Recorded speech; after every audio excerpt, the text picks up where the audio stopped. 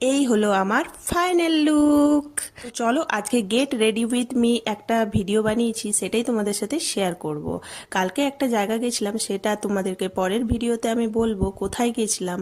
তো সেই জন্যই রেডি হয়েছিলাম। আর এখানে দেখো ছেলেও চলে এসেছে রেডি হতে, তো ওকে একটু ওই চুলটা আঁচড়ে দিলাম। এত বড় ছেলে হয়েছে, তাও বলবে মা চুল আঁচড়ে দাও। তো যাই হোক, ওকে একটু চুল আঁচড়ে দিলাম। আর ওর রেডি হতে তো সময় লাগে না, একটু পাউডার মাখলো, ক্রিম মাখলো, হয়ে গেল রেডি। তারপর ওকে বললাম ঠিক আছে তাড়াতাড়ি তুই যা, এবার আমাকে রেডি হতে দে। তো চলো কিভাবে রেডি হচ্ছি তোমাদের সাথে শেয়ার করি। তো মুখের মধ্যে কি মেকআপ করেছি সেটা তো তোমাদেরকে বলতে পারছি না, কারণ সেই ভিডিওটা আমার স্কিপ হয়ে গেছে, মানে ডিলিট হয়ে গেছে ফোন থেকে। যাই হোক, ওটা অন্য কোনো দিন তোমাদের সাথে শেয়ার করে দেব। আর এখানে আমি মুখের মধ্যে সব মেকআপ করে নিয়েছি।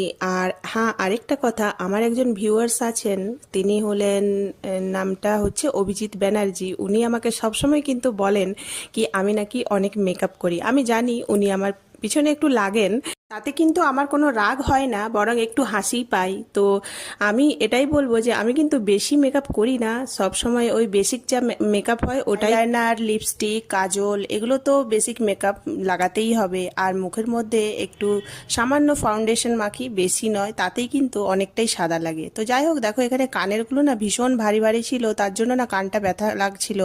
আর এইরকম কানের পরা তো সবসময় অভ্যাস নেই, তো কি আর করা যায়, মাঝে সাঝে তো পরতেই হয়, না হলে ভালো লাগে না। আর এই যে দোপাট্টাটা মানে ওড়নাটা এতটাই ভারী মানে বড় ছিল, সেটাই আমি বলছিলাম যে খুবই বড়, দেখো শাড়ির মতো।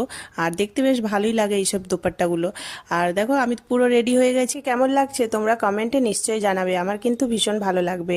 তো তোমরা হয়তো বলতেই পারো যে আসল মেকআপটাই আমি দেখালাম না, তবে পরের ভিডিওতে আমি নিশ্চয়ই